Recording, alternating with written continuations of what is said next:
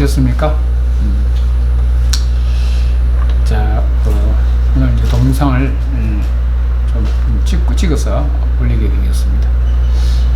자, 지난 시간에 이제 이어서 나를 윤택하게 하는 삶, 지난번까지 이제 10가지를 이제 한번 했었는데, 오늘도 이어서 5가지 더 한번 설명을 하도록 하겠습니다. 11번째, 이제 끊임없이 움직여라. 놀지 말고, 소파에 앉아있지 말고, 침대에 누워있지 말고, 끊임없이 움직이십시오. 뭘 하든지. 나이가 들면 근육이 상당히 부족해집니다. 나이가 들면 근량에 의해서 생명이 좌우되고 건강이 좌우된답니다. 그래서 끊임없이 움직여서 건강하게 몸을 유지하면 좋을 것 같아요. 항상 그래서 우리가 이 삶은 아주 중요한 문제는 이 삶이 어떻게 하면 건강하게 오래오래 살 수 있을까, 장수할 수 있을까 하는 문제입니다.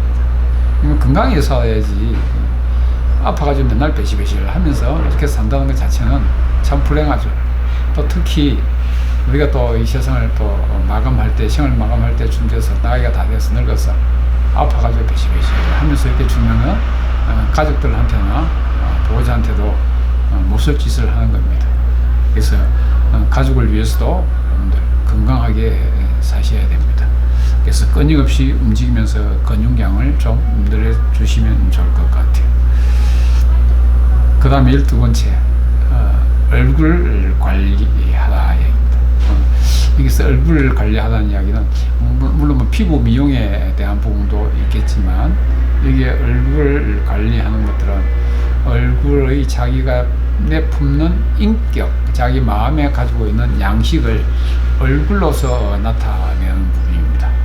그래서 이 얼굴 자체가 모든 자기 을 가지고 있는 삶의 지식과 모든 자기 이 행평 모든 것들을 증명하는 게 얼굴이거든요.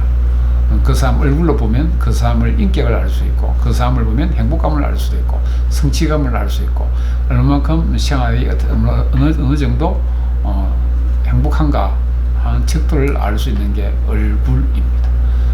그래서 어디에 나가시든지 누굴 만나든지 항상 좀 깔끔하게 좀 해가시고, 늘 얼굴도 갖고 있고 마음을 평온하게 하고 평화롭게 하셔야 되고, 그렇게 할 때에 여러분들 밖에 나가서도 멸시받지 않겠죠. 그래서 여러분들도 얼굴 관리를 좀 잘 하면 좋을 것 같아요. 그 다음에 13번째, 젊은이와 어울려라. 늘 항상 보면 나이 많은 사람들하고 어울리다 보면 내가 그 나이 많은 사람들 속에 그 생각이 거기에 같이 동화되게 싶거든요. 이제 그렇게 되어지면 나도 늙어지거든요. 나이가 들면 되돌리면 젊은 사람들하고 같이 많이 어울리면 좋을 것 같아요. 혹시 여러분들 어디 학교에 간다든지 모임에 간다든지 할 때에 나이 드신 분들 오실 때는 빈손으로 오지 말고 젊으신 분들 같이 있을 때는 좀 올 때 뭘 좀 사가지고 오시면 좋을 것 같아요. 왜? 혹시 젊으신 분들하고 같이 있으면 나이 드신 분들은요, 거기에 동아리에서 더 젊어지거든요. 힐링할 수 있거든요. 그러니까 올 때 그냥 오지 말고 뭘 좀 사가지고 와서 여러분들 이렇게 젊은이들하고 같이 어울려 주면 좋을 것 같아요. 물론 뭐 다 젊다고 해서 다 좋은 건 아니지만, 이 젊은 애들 속에서도, 젊은 사람들 속에서도 배울 게 있고 공부할 게 있습니다.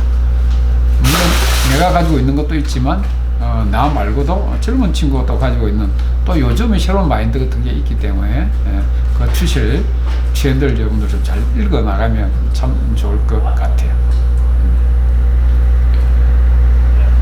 그 다음에 14번째, 말을 좀 적게 하라는 얘기입니다. 말은 많이 하게 되면 항상 실수를 하게 됩니다. 그래서 말은 좀 적게 하는 게 좋습니다. 말은 적게 하고 실수를 적게 하게 되고, 그렇게 됐을 때 그 사람에 대한 신뢰성이 높아지겠죠. 그래서 항상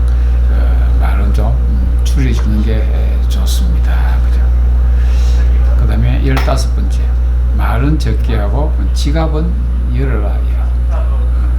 좀 이제 어떤 분들 이런 분들이 있습니다. 늘 얻어먹기만 하고 한 번도 사지를 않는 친구들 있죠. 몇 분은 좀 만나겠지만 나중에 또 더 지나다 보면 결국 만나주지를 않습니다. 그래서 지갑을 여셨을 때 다음에 같이 만나지고 같이 친구가 만들어지고 그렇게 할 수가 있습니다. 물론 뭐 삶 때문에 또 좀 더 그렇지 않을 수는 있겠지만 그래도 지갑을 열어야 됩니다. 자, 오늘까지 나를 윤택하게 하는 삶 15가지는 여기까지 하도록 하겠습니다. 자, 여기와 관련해서 여러분들 지갑을 열기 위해서 참 힘들죠. 지갑을 열기 위해서 좀 필요한데 이 지갑을 여는 것 자체가 실제 어떻게 보면 호주머니 사정이 안 좋은데 지갑을 열려니까 힘들죠. 이제 그러기 위해서는 지금부터 여러분들 우리가 공부하는 것 내용이 이 부동산 재테크, 부동산 권리 이런 거에 대해서 부동산에 대해서 공부를 좀 많이 하셨다가 나중에 좀 부동산을 많이 가지고 계시다가 파시면 된다. 파시면 내가 지갑을 충분히 열 수 있는 그런 때가 오겠죠, 그죠? 그러니까 지금은 나중에 지갑을 열기 위해서 미리 이제 준비하는 단계, 저축하는 단계, 이런 단계가 지금이 아닌가 싶습니다. 이제 그러기 위해서 우리가 이제 지금 공부를 좀 열심히 좀 해야 되지 않을까 싶습니다. 여러분들도 이런 기회가 좀 언젠가는 또 와지겠죠. 와질 테니까 여러분들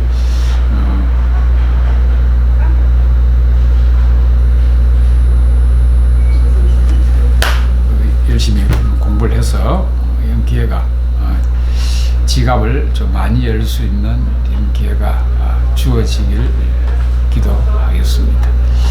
자, 그 다음에 지난 시간에 여러분들 이제 또 이어서 이걸 한번 공부를 한번 해보겠습니다. 자,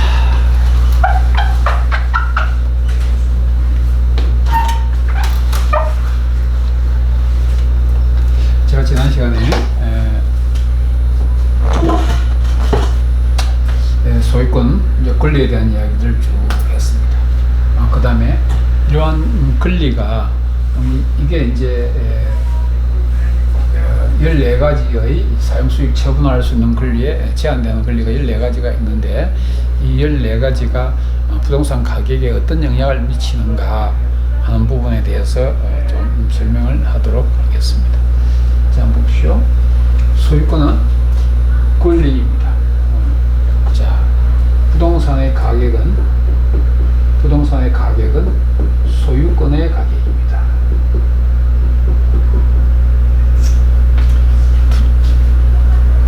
여기의 가격은 부동산 가격입니다.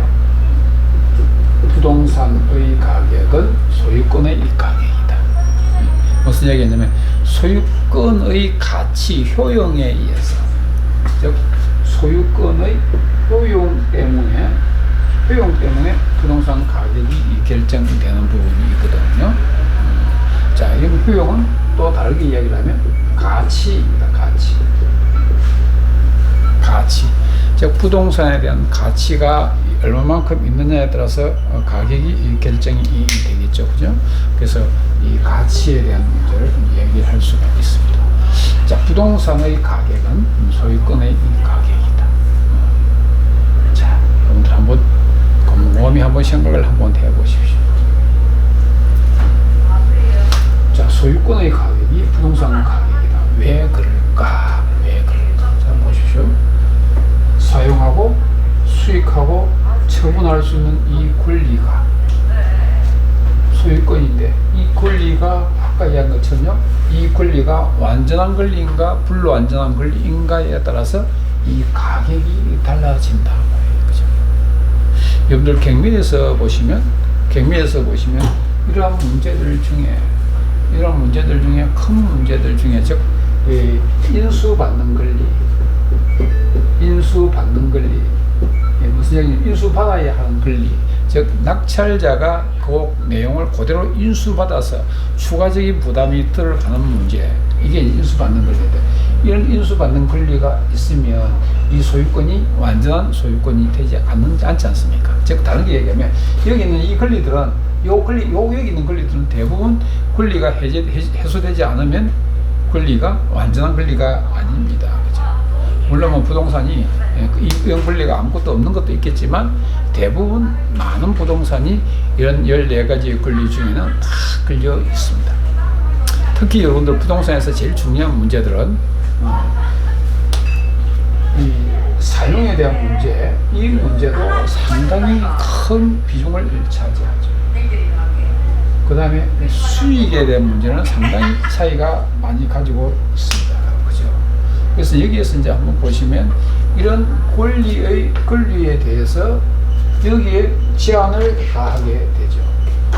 이것들 때문에 여기에 제한을 가하게 됩니다.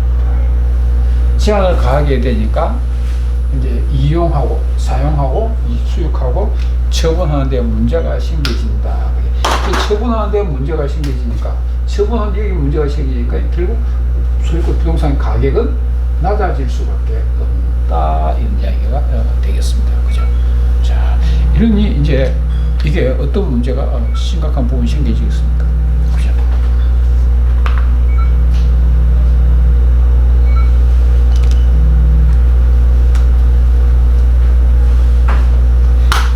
네, 이따 좀 전화할게요. 네. 자, 이렇게 되다 보니까 부동산의 이 가격은 사용수익 처분하는데 이 가격이 영향을 미친다.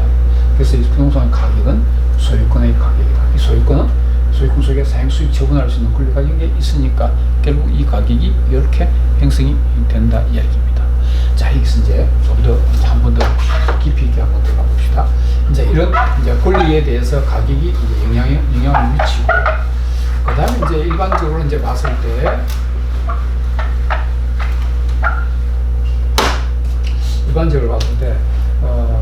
보통 일반의 부동산 같은 경우는 대부분 사용을 다 할 수가 있습니다. 근데 이게 사용하는 것들 중에 아까 여기 14개의 권리들 중에 문제가 있으면 물론 사용이 다 못하지만, 근데 이게 권리가 있다고 해서 제한이 있다고 해서 사용하는 데는 문제가 있는 크게는 아니에요. 그죠? 제한되는, 물론 아까 지상권이나 지역권이나 그 다음에 전세권이나 임차권 이런 것들은 이 사용할 수 있는 권리에 문제가 있지만, 물론 그 권리들도 임대해 주면서 내가 수익은 볼 수 있는 부분이 있습니다. 그렇지만 우리가 사용하는 데는 크게 제한은 많이 없습니다. 근데 보통 우리가 이제 부동산에서 가격을 결정하는 문제들 중에 하나가 이 사용하는 데 문제가 있는가 없는가, 이 사용하는 데의 문제의 크고 작고 간에 여기에 있어서 가격이 결정되는 부분이 차이가 많이 나죠. 차이가 많이 납니다. 그 다음에 또 그 다음에 문제는 이제 여기서 조금 더 구분할 수 있는 게, 여러분들 이제 토지 시장과 건물 시장을 한번 구분을 해볼 필요성은 있습니다. 한번 해볼까요? 자, 여러분들 사용할 수 있는 권리에서 토지의 부분에서 사용할 수 있는 부분이, 자, 토지 사용하는데 제한사항이 있다 없다. 제한사항이 사용하는 데 있어서 제한이 있다 없다. 제한이 있다 없다. 제한은 무슨 뜻입니까? 아까 권리의 14개 종류 중에서 토지 부분에서 제한할 수 있는 부분이 권리의 문제가 있다라고 한다면 이제 가격이 큰 문제가 생기겠죠. 큰 문제가 생기겠습니다. 그럼 이 가격은, 여기에 대한 가격은요, 뜨지죠. 사용할 수 없는데 없는 몸소 이거는 부동산이 아닙니다. 그죠? 특히 또 건물 또한 마찬가지입니다. 건물 또한 사용을 못하게 되면 아무것도 아니에요. 건물 같은 경우에 여러분 주택은 살기 위해서 있고, 보통 일반 건물 같은 경우 여러분들 임대하기 위해서, 임대 소득을 올리기 위해서 생각되는 소유하고 있는 거잖아요. 그러니까 이게 결국은 소유하는데 사용을 못한다면 건물도 문제가 생겨지고, 그 다음에 수익도 마찬가지죠. 아니, 수익을 낼 수가 없죠. 특히 토지 같은 경우는 수익을 어떻게 많이 안 낼 수도 못 나올 수도 있어요. 토지 같은 경우에는 그렇겠죠. 토지는 많이 안 나올 수는 있지만, 근데 이 문제는 이 토지보다 더 수익면의 측면에서 많이 강조되고 있는 것 중에 하나가 건물 같은 경우, 특히 상가 같은 경우에 이 수익이 안 나오게 되면 이 상가는 무용지물입니다. 그래서 여러분들 이 부동산에 있어서 아주 중요한 문제, 이 수익에 있어서 수익률이죠. 수익률 계산을 해보지 않으면 여러분들 사실 때에 잘못 사시게 되면, 이 계산을 해보지 않고 이걸 인지하지 못하고 사시게 되면 나중에 이 몸 팔아먹는 문제가 생겨질 수도 있습니다. 그죠? 자, 건물에 있어서 건물 상가 같은 경우에 이 수익은 아주 중요한 문제죠. 손해볼 수는 없지 않습니까? 근데 내가 받고 싶은 만큼 다 받을 수가 있으면 괜찮은데 못 받는 경우가 허다하게 많이 있죠. 왜요? 임대가 안 나가니까. 임대가 안 나온다면 장사가 안 된다는 의미죠. 장사가 안 된다는 의미는 왜 그럴까요? 물론 업종이 잘못 선택할 수도 있겠지만 그 부동산의 위치가 잘못되어 있을 수도 있다는 얘기죠. 그럼 그 부동산의 입지, 위치, 지역 조건, 상가의 조건, 그 다음에 배후지, 이런 것들 전체가 이렇게 어울려져서 이 상가에 대한 수익률을 좌우지우지하는 거거든요. 자, 이걸 하기 위해서는 결국 필요한 게 뭐냐면 여러분들 공부를 좀 많이 하셔야 돼요. 나중에 제가 이야기를 하겠지만 이 지역의 생애 주기라는 것이 있습니다. 지역의 생애 주기. 이 지역의 생애 주기를 잘 검토를 한번 해보시면 이 부동산에 대한, 특히 상가 같은 경우에, 상가 건물 같은 경우에 잘 살 수 있는 방법을, 기법을 알 수가 있습니다. 지금은 이제 초창기니까 이렇게 이야기를 하지만 조금 더 나가다 보면 그런 기법을 통해서 부동산을 선택하는 것, 얼마에 사야 되는 것이 맞는 것인지, 이 부동산을 사야 되는 게 맞는 것인지, 자, 이런 부분을 한번 검토를 한번 해보겠습니다. 자, 이런 문제가 생기게 되면 처분하는데도 상당히 문제가 많죠. 그러니까 가격이 떨어진다, 이런 이야기가 된다 이야기입니다. 그죠? 자, 그러면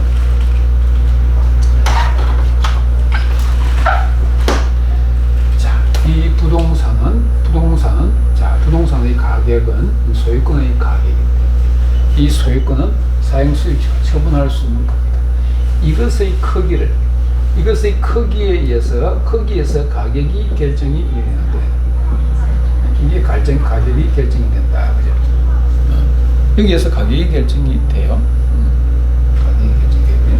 그럼 이 크기에 의해서 사용수익 처분할 수 있는 이 크기 때문에 가격이 결정이 되는데, 이 크기의 결정은 결국 나중에 어디서 나타나냐면 가치에서, 이 부동산의 가치에서 나타나게 됩니다. 이 가치에서 나타난다는 의미는 결국 무슨 이야기가 되느냐면 이 부동산이 이 가치가 얼마만큼 있는가. 어떨 경우 이런 경우 있습니까? 자, 가치는 크지만 가격은 낮은 경우가 있고, 가치가 크면서 가격은 높은 경우가 있습니다. 가치가 크면서 가격이 높고, 가치가 크면서 가격을 높게 저가격을 받는 거죠. 그죠? 또 어떤 경우는 가치는 낮지만 가격은 낮은 경우가 있습니다. 또 가치가 낮은데 가격은 높게 가는 경우가 있죠. 그죠? 이제 이렇게 여러분들 한번 잘 생각 한번 해보시면, 자, 이 가치는 결국 뭘 따지느냐면 가격과 같아집니다. 이 가치가 지금은 처음에는 가치와 가격이 괴리될 수가 있어요. 안 같을 수가 있단 말이죠. 근데 나중에 가다 보면 이 가치하고 가격은 항상 거의 같이 가게 됩니다. 근데 가치가 커지면 가격도 반드시 커지게 됩니다. 자, 한번 보십시오. 여기서 한번 보시면, 자, 가치와 가격에 있어서, 자, 이거 한번 볼게요. 자, 가치가 크지만 가격이 낮은 게 좋을까요? 가치가 크지만 가격이 높은 게 좋을까요? 가치가 낮지만 가격이 낮은 게 좋을까요? 가치가 낮은데 가격이 높은 게 좋을까요?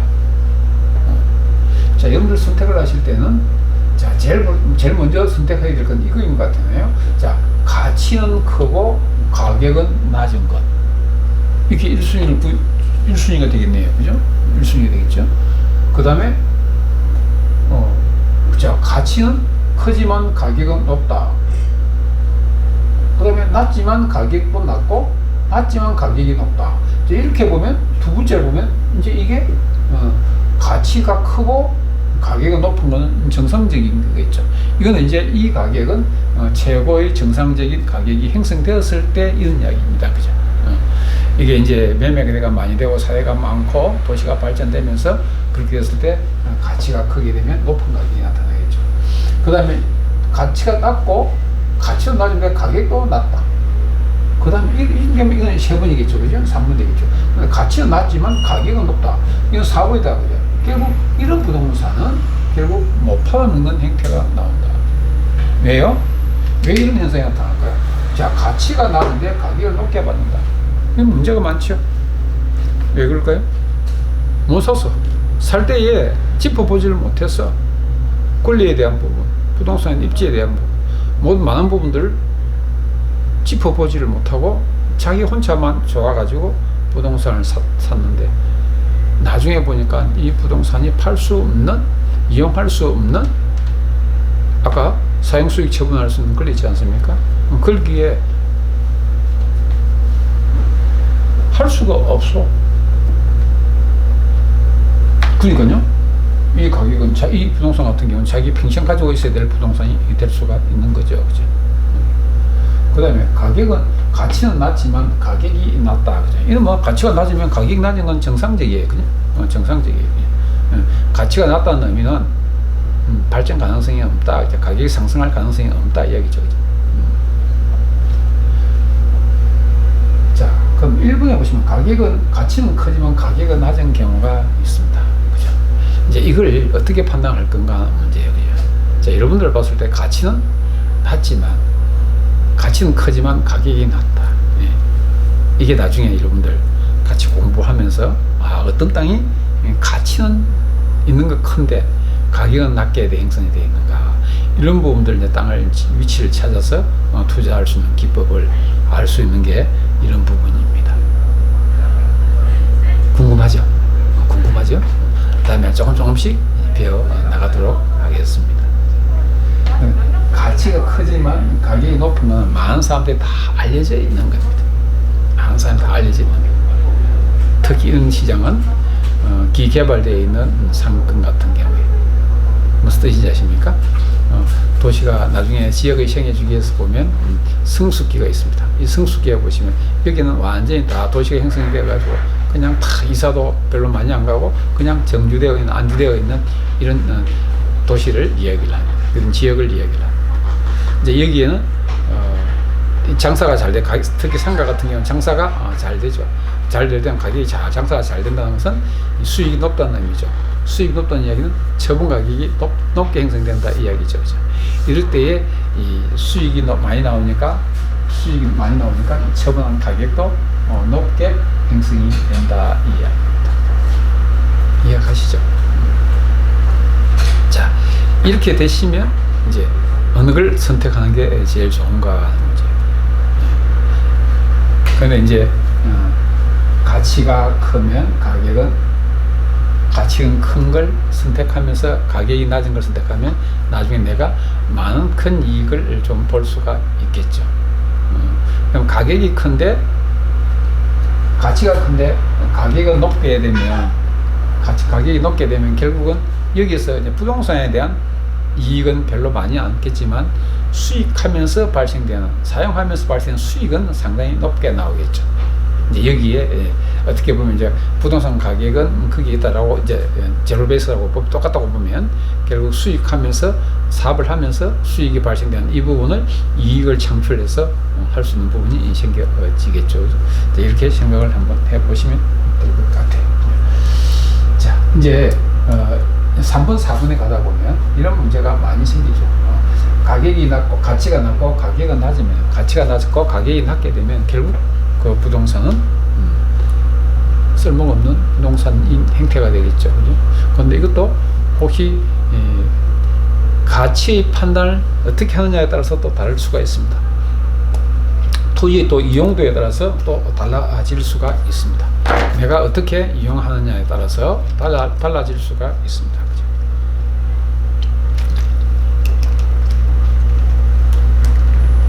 이제 여러분들 각 건건별로 달라질 수가 있으니까 한번 판단 한번 해보시면 됩니다. 자, 여러분들 여기서 그 중에 가치라는 게 있는데 이 가치가 크고 작고를 어떻게 알 수 있을까 하는 문제. 가치의 판단. 가치가 효용하고 같다. 그죠? 효용성이 있으면 가치가 없겠죠. 그죠? 또 여기서 희소성이지, 희소성. 이 부동산은 희소성입니다. 그죠? 만들어낼 수가 없어요. 비생산성이에요. 그러니까 이 가격이 높게 형성될 수밖에 없는 부분이 생겼죠. 그렇지만 이 부동산도 쓸모 있는 부동산, 쓸모 없는 부동산 이런 게 있습니다. 싼게 비지떡 이런 것도 있죠. 그죠? 그래서 이 부동산은 여러분들 항상 가치 판단을 한번 해봐야 되는데 이 가치는 가격하고 항상 같이 가야 되는 문제가 생겨진다 이야기입니다. 그죠? 이해가 좀 되십니까? 자, 이렇게 되시면 여러분들에게 큰 문제들 중에 하나가 특히 이 건물, 특히 상가 같은 경우에 조심해야 될 부분이 상당히 많습니다. 여러분들 그 상가 같은 경우에 특히 상가 분양자들한테 분양하시는 분들한테 그 미사 어구에 속아서는 절대 안 됩니다. 지금 문제는 여러분들 주위에서 보시면 진주의 핵심도시 같은 경우에 문제가 많죠. 여러분들 핵심도시 그러니까 핵심도시가 엄청 커지고 엄청 이게 로망적인 형태를 가지고 있죠. 이게 거기에 너무 꼽혀 있다 보면 문제가 심각하죠. 지금 상가가 핵심도시의 상가가 결국 장사가 잘 됩니까? 일부 잘 되는 곳만 몇 군데만 잘 되지 나머지 사이드 부분에 장사가 안 됩니다. 거의 안 됩니다. 전체 아마 제가 봤을 때 진주의 핵심도시 같은 경우에 전체 중에 약 한 10%에서 한 20% 정도 장사가 될까? 가격이 될까? 나머지는 텅텅 비어 있다. 왜 그런 현상이 나타날까요? 여러분들 핵심도시를 평가할 때 가치가 상당히 있다라고 판단을 할 거 아니에요. 그러니까 부동산 핵심도시에 투자를 했겠죠. 그 투자하신 분들 지금 어떨까요? 상당히 좀 재밌겠죠? 재미있을 겁니다. 그래서 다음에 여러분들 상가 건물 혹시 이렇게 사야 된다든지 하게 되면 반드시 이 수익에 대한 부분을 반드시 판단을 한번 해보셔야 되는데, 자, 여기서 한 가지만 짚고 한번 넘어가고 오늘 강의를 마치도록 할게요. 자, 이렇게 수익을 보기 위해서는 제일 중요한 문제는요, 배후지입니다. 배후지. 이 배후지가 뭐냐면, 이 상가는 특히 여러분들 상가 같은 경우에 장사가 잘 되기 위해서는 배후지가 있어야 되는데, 이 배후지는 뭐냐면 그 상권을 이용할 수 있는 고객이 거주하고 있는 거주 공간의 크기가, 거주 공간의 크기가, 넓이가 어느 정도 되는가, 즉 다르게 이야기하면 크기도 크기죠. 면적의 크기도 크기지만 인구가 얼마만큼 살고 있는가 이 이야기입니다. 다르게 이야기하면 인구 밀도에 의해서 그 상가가 장사가 잘 될까 안 될까 생각을 한번 해보셔야 돼요. 제일 중요합니다. 그 다음에 고객의 수준, 그 다음에 고객의 소득 수준, 그 다음에 그 지역의 이 지역의 발전 가능성, 여기서 발전 가능성은 확장 가능성이다. 즉 도시의 확장 가능성. 이게 뭐 다른 데서 얘기는 제가 하는 이야기예요.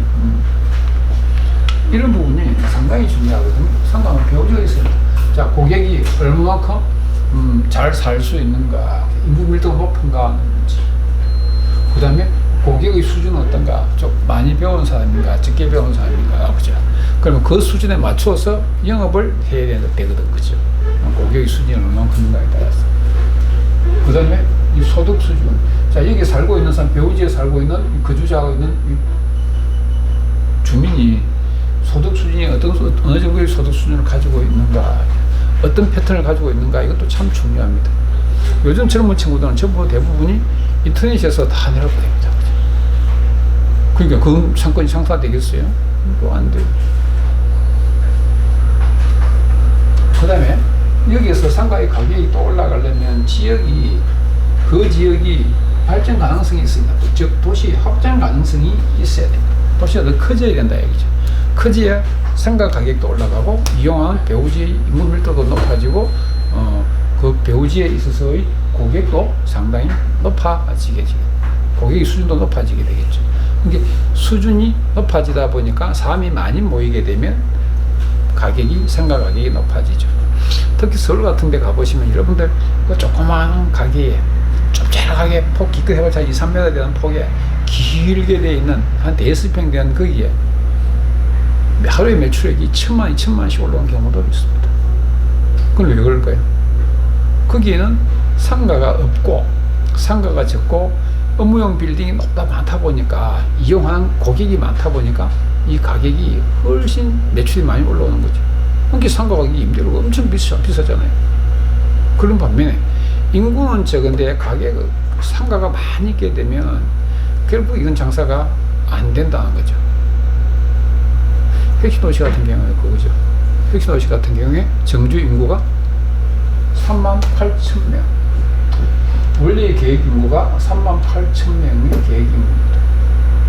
근데 이걸 오피스텔까지 다 합쳐가지고 2,000명 더 챙겨서 4만 명 정도를 한번 보십시오. 4만 명의 인구가 사람이 살고 있는데 거기 있는 핵심 도시 전체의 4만 명이 다 이용을 한다고 손치더라도 상가가 장사가 그만큼 잘 될까 하는 문제가 생겨지죠. 결국 처음에는 그냥 로망만 가지고 있다가 지금 와서 다 이제 준공이 다 되고 보니까 이제는 상가가 이용할 사람이 없는 거지, 그죠? 그러니까 가격이 상가가 처음에 생각했던 것보다 임대가 안 되고 임대 가격이 곤두박질 치는 이런 형태가 되고 팔라니까 팔 수 없는 이런 문제가 생겨진다, 그죠? 그래서 다음에 이런 부분들도 여러분들 잘 한번 검토를 한번 해 보시면 좋을 것 같습니다. 그래서 오늘 강의는 여기까지 하고 또 다음 주에는